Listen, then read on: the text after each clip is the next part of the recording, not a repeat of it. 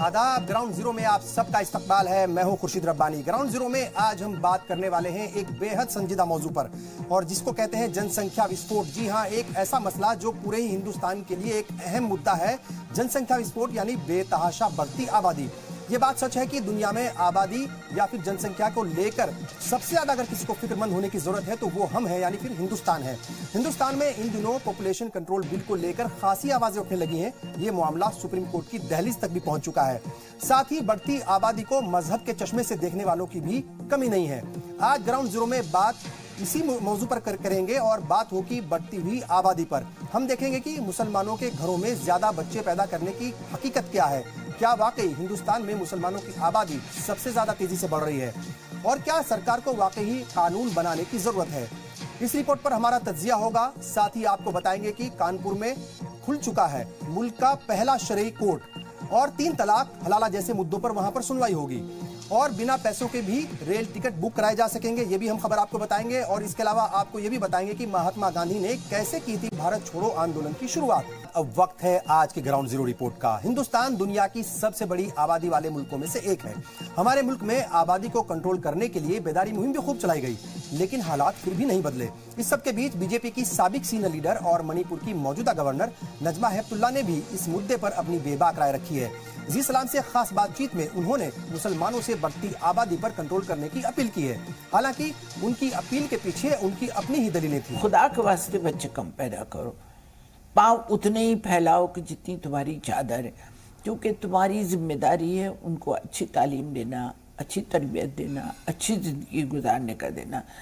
जब उन्हें कोई काम नहीं होगा तो भूखे रहेंगे, तो जाहिर है वो गलत रास्ते पे भी जा सकते हैं। मणिपुर की गवर्नर और साबिका मरकजी वजीर नजमा हेपतुल्ला का ये बयान हिंदुस्तानी मुसलमानों की बढ़ती आबादी को लेकर है, जो सवाल खड़े करता है कि क्या वाकई हिंदुस्तानी मुसलमानों की आबादी दूसरे मजाहिब के मुकाबले ज्यादा बढ़ रही है, और आज भी मुसलमानों की दिलचस्पी क्या ज्यादा बच्चे पैदा करने में है, या फिर ये एक सोच है जो बार बार मुसलमानों की आबादी को लेकर बाहर आ जाती है।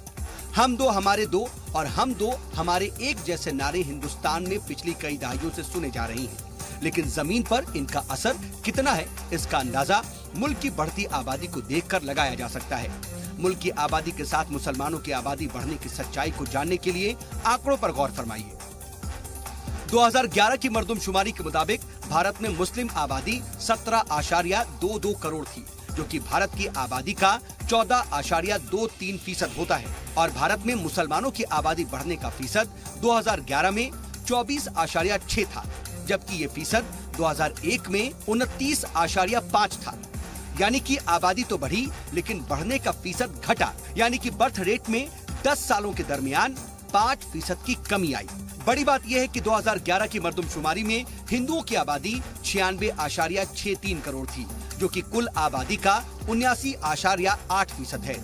भारत में पिछली दहाइयों में देखा जाए तो हिंदुओं और मुसलमानों दोनों की आबादी बढ़ने की रफ्तार में गिरावट आई है।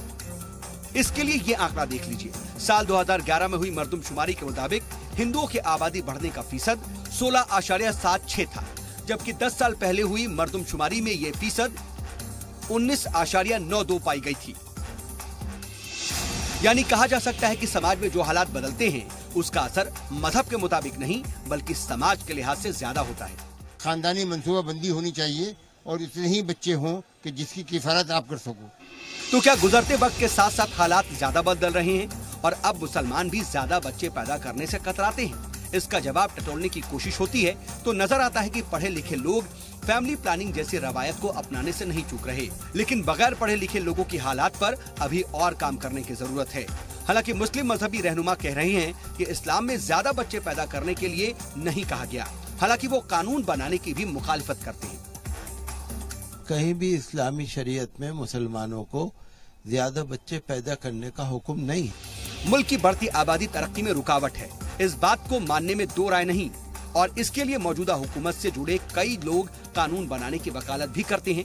लेकिन सच यही है कि सरकार मजबूती के साथ इस मसले पर अपनी बात को अब तक नहीं रख पाई। यानी कहा जा सकता है कि इस मसले पर समाजी बेदारी सबसे ज्यादा जरूरी है, और इसको मजहबी एतबार से देखा जाना बिल्कुल गलत है। बढ़ती हुई आबादी मुल्क की तरक्की में रुकावट है, इस बात को सब जानते भी हैं और मानते भी हैं। लेकिन क्या वाकई हुकूमत बढ़ती हुई आबादी को रोकने के लिए कोई कानून बनाने की हिम्मत रखती है? क्योंकि बेदार करने के कार्यक्रम लगातार होते रहे हैं, लेकिन जमीन पर उसका असर नजर नहीं आता। कैमरामैन बलवंत के साथ जी मीडिया के लिए दिल्ली से मैं शोएब रजा। तो ये पूरी रिपोर्ट बताती है कि किस तरीके से मुल्क में लगातार आबादी बढ़ रही है। जाहिर तौर पर ये सबके लिए फिक्र की बात है और कहीं ना कहीं इसके ऊपर जरूर काम होना चाहिए, मजहब से ऊपर उठ करके जरूर सोचना चाहिए। बहरहाल मुल्क की बात तो हो गई, अब आपको एक और रिपोर्ट दिखाते हैं। इस रिपोर्ट के जरिए दुनिया के दूसरे मुल्कों की आबादी और वहां की परेशानियों को भी समझ लीजिए। लेकिन इस सब के बीच सबसे बड़ा सवाल यही है कि क्या सिर्फ कानून बना देने से ही क्या आबादी को कंट्रोल किया जा सकता है या फिर इसके लिए कुछ और इकदाम उठाने की भी जरूरत है? ये सही है कि भारत में बढ़ती आबादी फिक्र का मौजू है, लेकिन ऐसा नहीं है कि जिन ममालिक ने इसको लेकर के सख्त कदम उठाए वो कामयाब हो गए। भारत के बाहर अलग अलग मुल्क में आबादी को लेकर के अपने मसले हैं। चीन और भारत जैसे मुल्क जहां अपनी आबादी घटाना चाहते हैं, तो वहीं जापान और रूस जैसे मुल्क अपनी घटती आबादी को लेकर फिक्रमंद हैं। चीन ने बढ़ती आबादी से परेशान होकर तमाम मुखालिफत को दरकिनार करते हुए साल 1979 में यानी 2.5 दहाई पहले वन चाइल्ड पॉलिसी अपनाई थी। एक अंदाज के मुताबिक बीते 36 सालों में चीन ने करीब 40 लाख की आबादी घटाई, लेकिन उसकी ये पॉलिसी अब उसके गले की फांस बनती दिख रही है। एक औलाद की पॉलिसी से एक तरफ चीन में बुजुर्गों की तादाद बढ़ती चली गई, तो दूसरी तरफ नौजवानों की तादाद में भी भारी कमी हो गई, जो उसके लिए फिक्र का मौजू बन गया है। इसका सीधा असर वर्क पावर पर पड़ने जा रहा है। हालात इस कदर संजीदा हो गए कि चीन को एक औलाद की पॉलिसी बदलनी पड़ी और अब चीन ने उस मुतनाज़ा पॉलिसी को खत्म कर देश में 2 बच्चों की पॉलिसी को लागू कर दिया है। उधर उज्बेकिस्तान में जबरन नसबंदी को लेकर के सिजेरियन की पॉलिसी बनाई गई। उज्बेकिस्तान की आबादी 3 करोड़ है। 2010 में सरकार ने जबरन खवातीन की नसबंदी शुरू की। डॉक्टरों के लिए कोटा मुकर्रर किए गए। 1 साल में 80,000 नसबंदी की गई, लेकिन मुखालिफत के बाद प्रोग्राम बंद कर दिया गया। अब डॉक्टर सिजेरियन को तरजीह दे रहे हैं। वहीं वियतनाम में सरकार ने ढील दी तो आबादी बढ़ी, फिर सख्ती शुरू की गई। वियतनाम में 1960 की दहाई में आबादी कंट्रोल करने के लिए 2 बच्चों का कानून बनाया गया। 2 से ज्यादा बच्चे करने पर जुर्माना लगाया गया, लेकिन 2003 में कानून वापस लिया। अब 2017 में आबादी 6.2% बढ़ गई, जिसके बाद 2 बच्चों के कानून को फिर से लाने का फैसला किया गया। इधर दुनिया के बहुत से ममालिक अपनी घटती आबादी से परेशान हैं। जुनूबी कोरिया में महीने में 1 दिन फैमिली प्लानिंग के लिए बाकायदा हाफ डे मुकर्रर है। जुनूबी कोरिया में 1960-70 में आबादी बढ़ने की मुहिम चलाई गई। यहाँ सरकार ने हर महीने के पहले मंगल को फैमिली डे बनाने का फैसला किया था। इस दिन ऑफिस जल्द बंद हो जाते हैं ताकि मुलाजिमीन घर जाएं और फैमिली प्लानिंग कर सके। वहीं रूस की बात करें तो रूस में 12 जून के दिन माँ बाप बनने वालों को तोहफे में कार और फ्रिज दी जाती है। दरअसल टूट के बाद रूस की आबादी तेजी से घटी। इसे बढ़ाने के लिए पुतिन ने सदर बनने के बाद 12 सितंबर को कॉन्सेप्शन डे मनाने का ऐलान किया। इसके ठीक 9 महीने बाद यानी 12 जून को जो भी माँ बाप बनते हैं उन्हें कार फ्रिज तोहफे में दिए जाते हैं। इसके अलावा जापान में चौथा बच्चा होने पर 10 लाख रुपए दिए जाते हैं।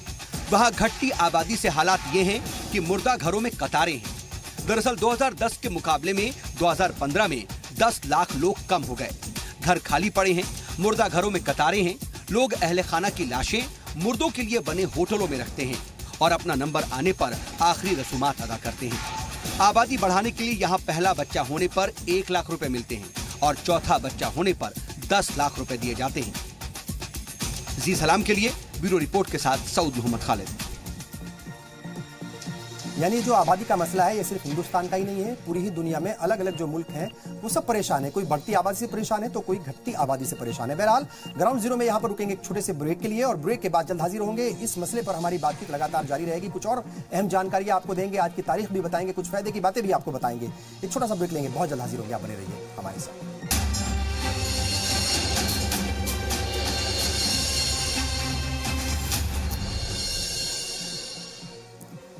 ब्रेक के बाद एक बार फिर आप सबका इस्तकबाल है ग्राउंड जीरो में। आज हम बात कर रहे हैं बढ़ती हुई आबादी की। मुल्क में लगातार बढ़ती आबादी को लेकर बहस होती रही है। पिछले दिनों बीजेपी सांसद उदय प्रताप सिंह ने पार्लियामेंट में भी आबादी को रोकने पर कानून बनाने की मांग की थी। मरकजी वजीर गिरिराज शर्मा तो बाकायदा इस पूरे मसले को लेकर मुहिम चला रहे हैं। ये पूरा मामला अब सुप्रीम कोर्ट की दहलीज तक पहुंच चुका है। लेकिन इस सब के बीच मरकजी हेल्थ मिनिस्टर जेपी नड्डा ने हाल ही में बताया था कि मुल्क की जो फर्टिलिटी रेट है यानी TFR वो 2.1 है। इसीलिए आबादी को कंट्रोल करने की कानून बनाने की आबादी को कंट्रोल करने के लिए कानून बनाने की कोई जरूरत नहीं है, ये मिनिस्टर का कहना था। उन्होंने बताया था कि महज 7 सूबों की जो TFR है वो थोड़ी ज्यादा है, जिस पर कंट्रोल करने के लिए 147 जिलों में खुसूसी मुहिम चलाई जा रही है। यानी उनका यह कहना था कि इसके लिए मुहिम चलाई जा रही है, इसके लिए कानून बनाने की बहुत ज्यादा जरूरत नहीं है। साफ है कि जो फर्टिलिटी रेट है वो ये बताता है कि मुल्क के हालात जो है वो तशवीशनाक नहीं है। इस सब के बीच हमारे मुल्क में बढ़ती आबादी की वजूहात को समझने की भी बहुत ज्यादा जरूरत है कि वजूहात क्या है। 2011 की मरदमशुमारी के मुताबिक अगर हम उसकी बात करें तो हिंदुस्तान की जो आबादी है वो 121 करोड़ हो गई है। यानी हम 121 करोड़ की आबादी के साथ पूरी दुनिया में दूसरे नंबर पर है, जबकि आबादी के लिहाज से चीन पहले नंबर पर है। जिस तनासुब से हिंदुस्तान की आबादी बढ़ रही है वो काफी परेशान करने वाली है और कहीं ना कहीं सोचने पर मजबूर करती है कि इसको कैसे रोका जाए। साल 1941 में अगर हम बात करें तो मुल्क की हमारी कुल आबादी तकरीबन 31 करोड़ 86 लाख थी। वहीं 2011 में बढ़कर ये आबादी 121 करोड़ पहुंच चुकी है। जिस तेजी के साथ हमारी आबादी बढ़ रही है, जानकार मानते हैं कि साल 2030 तक हिंदुस्तान आबादी के लिहाज से चीन से काफी आगे निकल जाएगा। आपको बता दें कि मुल्क के 4 बड़े सूबे उत्तर प्रदेश, राजस्थान, मध्य प्रदेश और बिहार में मुल्क की कुल आबादी का तकरीबन 40% हिस्सा बसता है, यानी वहां पर यह आबादी रहती है। बढ़ती आबादी की वजूहात की बात करें तो हिंदुस्तान में औसतन सालाना जो बर्थ रेट है जो 1951 में या 1951 से 1961 के दौरान था वो तकरीबन 42 पर था और ये 2011 में घटकर फी हजार 24.8 पर आ चुका है। वहीं डेथ रेट की बात हम करें तो 1951 से 1961 के बीच फी हजार करीब 27 था ये जो डेथ रेट था और अब 2011 में ये महज 8 पर आ गया है। चूंकि बर्थ रेट में मामूली गिरावट दर्ज हुई है और डेथ रेट जो है वो तेजी के साथ नीचे आ चुका है, तो दोनों के बीच की जो बढ़ती दरार है वो हमारी आबादी को तेजी से उसने बढ़ा दिया है, उसकी वजह से हमारी आबादी बढ़ रही है। इसके अलावा भी कई बड़ी वजूहात हैं जो आबादी को लगातार बढ़ा रही हैं। लेकिन बढ़ती आबादी को बार बार मजहबी एंगल से जोड़ना या उसको जो जोड़ा जाता है, क्या ये ठीक है? बार बार कहा जाता है कि मुसलमान अपनी आबादी जो है वो तेजी से बढ़ा रहे हैं। ये भी कहा जाता है कि मुसलमानों में बर्थ रेट हिंदुओं के मुकाबले ज्यादा है, इसीलिए साल 1951 के बाद से मुसलमानों की आबादी बढ़ती गई और हिंदुओं की आबादी घटती गई, ये कहा जाता रहा है। लेकिन ये बातें सच नहीं है। दरअसल आंकड़ों की गलत तरीके से आंकड़ों को पेश किया जाता है। अगर हम आदद और शुमार की बात करें तो जो उसकी बाजीगरी है उसको समझने की जरूरत है, कहीं ना कहीं उसको गलत तरीके से पेश किया गया है। दरअसल 10 साल में पूरे मुल्क की आबादी की जो ग्रोथ रेट है अगर हम उसको देखें तो भले ही उसमें हिंदुओं के मुकाबले मुसलमानों की आबादी का ग्रोथ रेट आज भी ज्यादा नजर आता हो, लेकिन हकीकत यह है कि मुसलमानों की आबादी बढ़ने की रफ्तार जो है पहले से वो काफी कम हो रही है। पिछले कुछ वर्षों की मरदमशुमारी में मुसलमानों की आबादी की ग्रोथ रेट को अगर हम देखें तो पहले के मुकाबले इसमें खासी गिरावट दर्ज की गई है। 1991 में मुसलमानों की आबादी बढ़ने का जो ग्रोथ रेट था वो 32.9 था, यानी तकरीबन 33% था। 2001 में ये घटकर 29.3 पर आ गया और 2011 के आदाद-ओ-शुमार में ग्रोथ रेट घटकर 24.6 पर आ गया, यानी तकरीबन 24.5 तक ये आ चुका है। यानी इतनी गिरावट इसमें आई है और जाहिर तौर पर जो बेदारी की मुहिम चलती है उसका कहीं ना कहीं ये असर है। यानी 1981 की बात अगर हम करें, 1981 से 2011 के दरमियान पहले 10 सालों में मुसलमानों की जो बर्थ रेट थी उसमें तकरीबन 3.5% की कमी आई थी और बाद के 10 वर्षों में 5% से भी ज्यादा की कमी इसमें दर्ज की गई है। हालांकि मुसलमानों के मुकाबले हिंदुओं की आबादी बढ़ने का जो रेट है वो तेजी से गिरा है।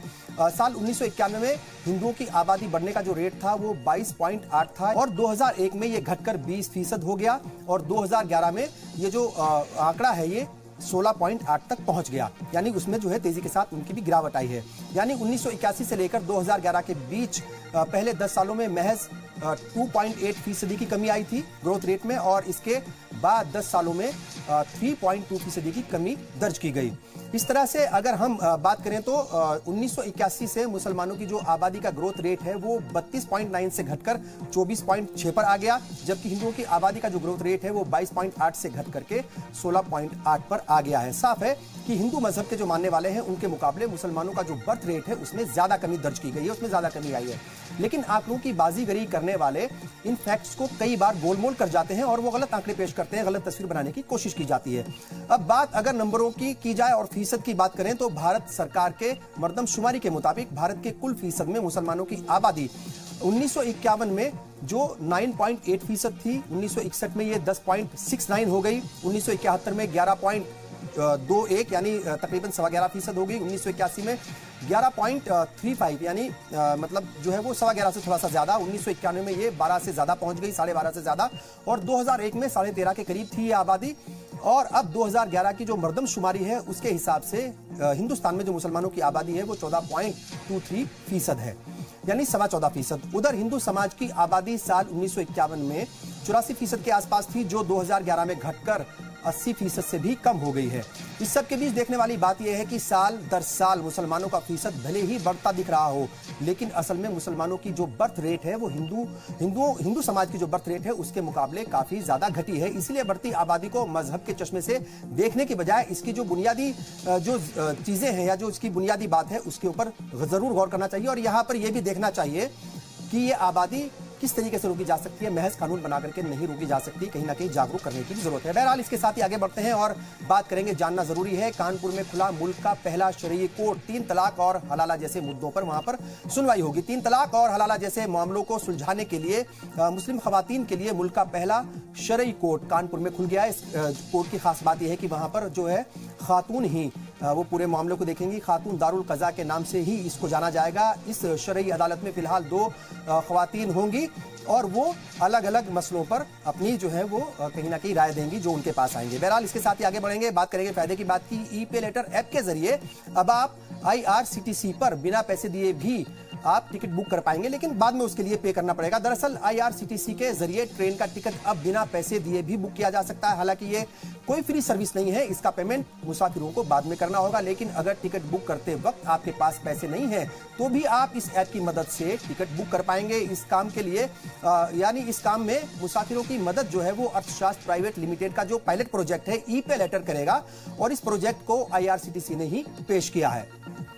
और बात करेंगे आज की तारीख की, 8 अगस्त 1942 में आज ही के दिन महात्मा गांधी ने भारत छोड़ो आंदोलन की शुरुआत की थी। 8 अगस्त 1942 को शुरू की गई ये एक ऐसी तहरीक थी जिसका मकसद ब्रितानी सल्तनत को हिंदुस्तान से पूरी तरीके से खत्म करना था। महात्मा गांधी के जरिए इस तहरीक का आगाज ऑल इंडिया कांग्रेस कमेटी के मुंबई में जो इजलास हुआ था वहां पर इसका जो है आगाज किया गया था, और इसे हिंदुस्तान की जंग आजादी के दौरान काकुरी सानिया जो हुआ था ठीक उसके 17 साल बाद 9 अगस्त 1942 को गांधी जी की आवाज पर पूरे मुल्क में इसको एक साथ शुरू किया गया था, और ये अपने मुल्क को फौरन आजाद कराने के लिए अंग्रेजी हुकूमत के खिलाफ एक अजीम तहरीक थी। बहरहाल इसी के साथ वक्त हो गया आपसे विदा लेने का। अपना ख्याल रखते हैं, अपने आसपास जो भी चीजें फैल रही हैं सोशल मीडिया के जरिए या जितनी भी तरह की अफवाहें फैल रही हैं उनसे दूर रहें। एक जिम्मेदारी शहरी बनकर आप मजहब की बिना पर फैलाई जाने वाली नफरतों और मॉब लिंचिंग की वारदातों को रोकने के लिए जरूर आगे आएं। मुझे और पूरी टीम को दीजिए इजाजत। आदाब।